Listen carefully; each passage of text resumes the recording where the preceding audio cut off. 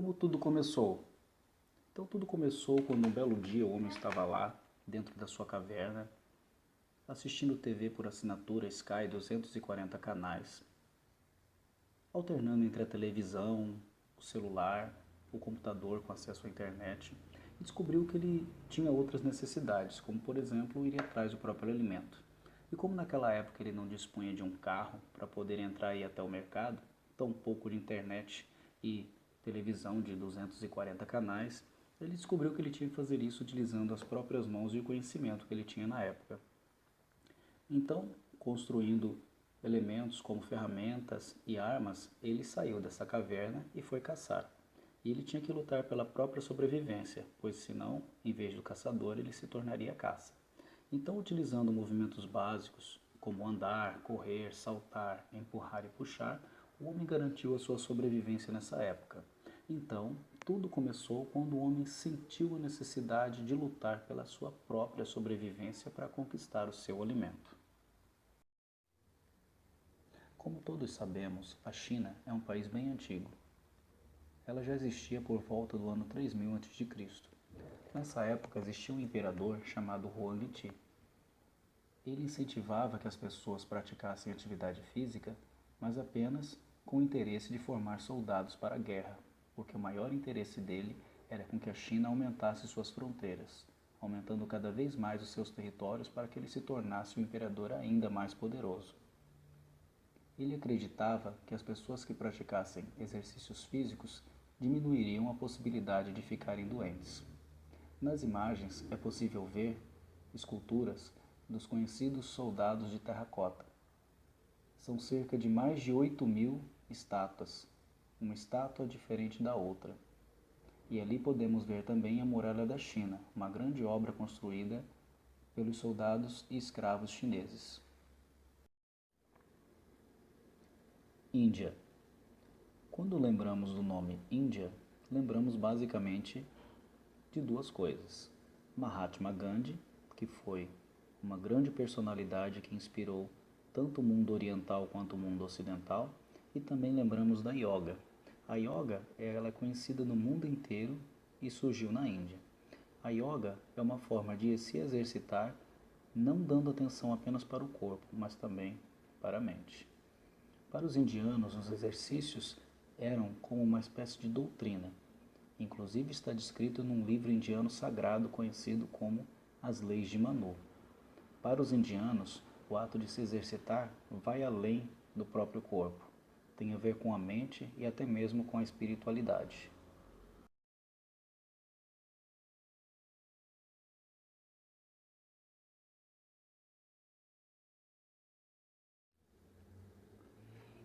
O budismo e os exercícios. Buda, uma grande personalidade criadora do budismo, uma religião comum entre os povos do Oriente, acreditava que os exercícios físicos eram um caminho da energia física, e isso trazia a pureza dos sentimentos, bondade e conhecimento das ciências. Buda, na verdade, não estava tão errado assim. Ele acreditava que após os exercícios as pessoas sentiriam uma enorme sensação de bem-estar, e isso é uma verdade. Hoje em dia, a ciência já explica que após o término dos exercícios físicos, o nosso corpo produz uma substância chamada endorfina. Ela é a grande responsável por nos sentirmos bem após a prática de atividades físicas.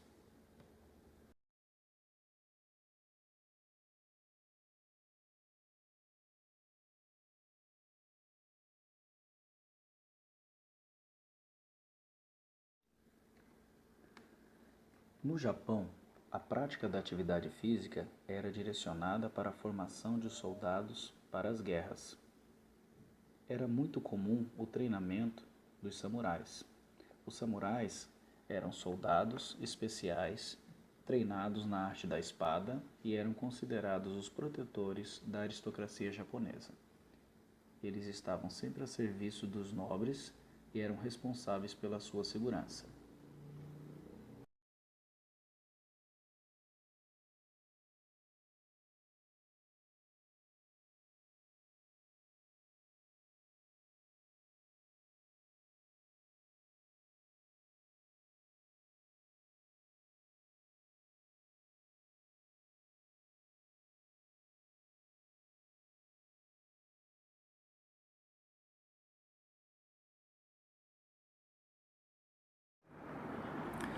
O Egito.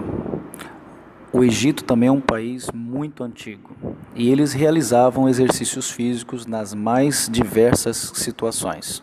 Os exercícios físicos eram utilizados em cerimônias religiosas, em funerais e também no treinamento de guerreiros. Os egípcios eram um povo que valorizava as qualidades físicas como resistência, força, equilíbrio e flexibilidade. Todas essas qualidades eram apreciadas para a construção de grandes obras arquitetônicas que são conhecidas no mundo inteiro até os dias de hoje, como as pirâmides e as esfinges. Os egípcios também utilizavam animais em suas atividades de construção.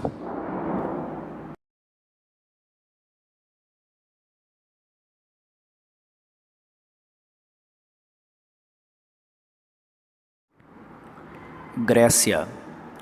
A Grécia foi a civilização que deu a maior contribuição para a educação física. Através dela, grandes filósofos como Aristóteles, Platão, Sócrates e Hipócrates passaram a considerar o ser humano como algo além de apenas um corpo.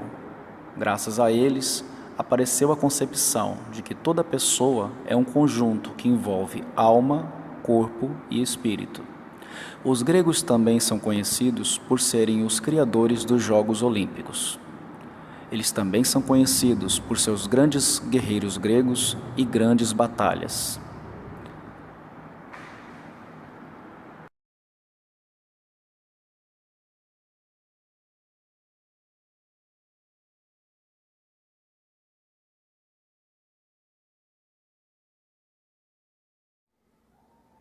Roma.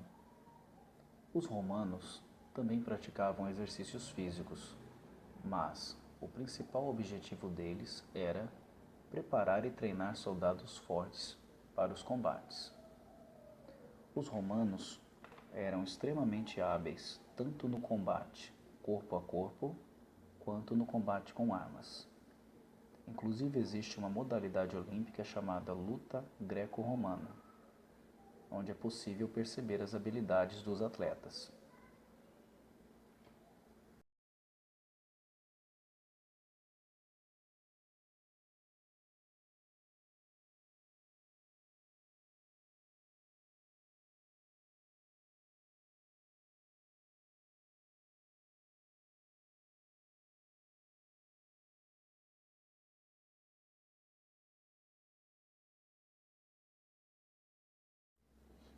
A Idade Média ficou também conhecida como a Idade das Trevas.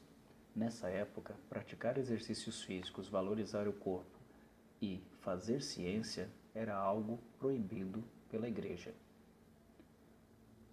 Apenas os valores espirituais eram importantes. Mas ainda era praticada atividade física, mas por um grupo bem reduzido. Apenas os trabalhadores braçais no exercício de suas funções e os soldados que estavam envolvidos nas chamadas Guerras Santas. Grande parte da população morreu durante esse período devido à peste negra, hoje conhecida como peste bubônica.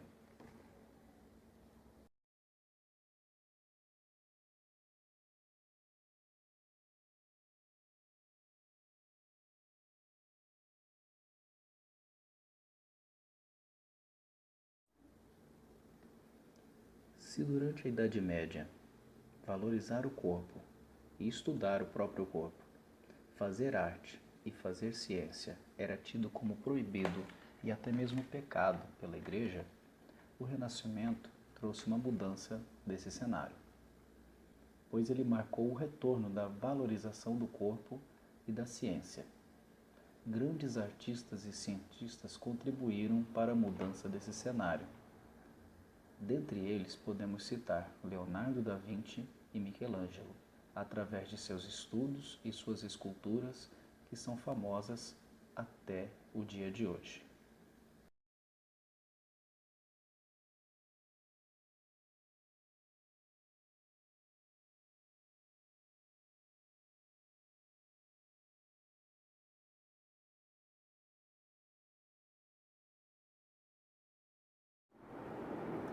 O Iluminismo foi um movimento que surgiu no mundo logo após o final da Idade Média. Foi marcado pela existência de grandes pensadores e filósofos. Um dos grandes pensadores e filósofos que merece destaque nessa época, por ter contribuído para a educação física, é o francês Jean-Jacques Rousseau, que viveu entre 1712 e 1778. Ele foi um grande defensor da educação física como um responsável pelo desenvolvimento infantil.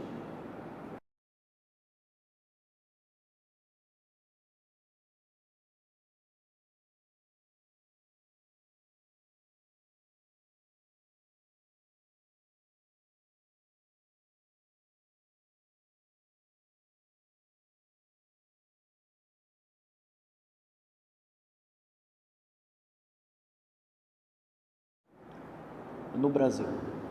Desde o descobrimento do Brasil, que ocorreu no ano de 1500, os índios e os negros trouxeram uma grande contribuição para a educação física.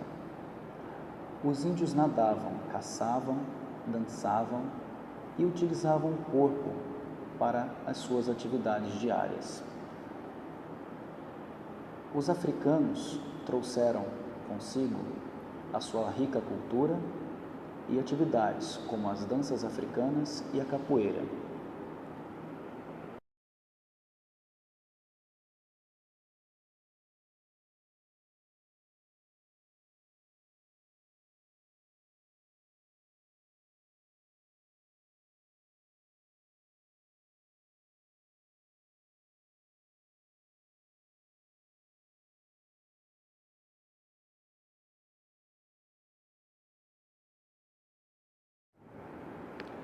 O dia 1º de setembro é considerado o Dia do Profissional da Educação Física no Brasil. A educação física não atua somente na área escolar. A educação física, além da escola, trabalha com treinamentos, hospitais, empresas e muitos outros setores, além de contribuir com várias outras áreas da ciência.